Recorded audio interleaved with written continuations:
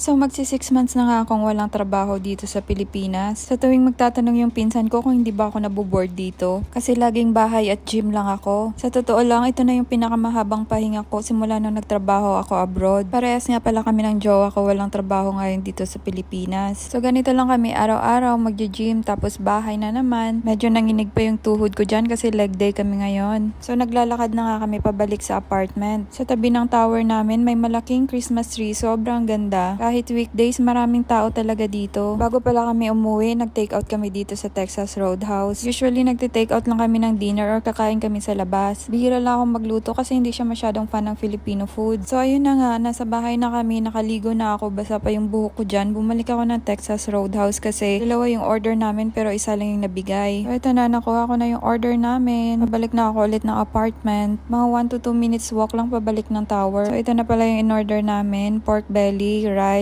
and then may pa-complimentary bread. So, mauuna pala akong kakain kasi busy pa siya. Meron siyang importanteng ginagawa. So, ayun na. After ko kumain, magna-Netflix na naman ako or mag-HBO or mag-YouTube. So, ayun lang. Yan lang yung mostly na ginagawa ko sa everyday.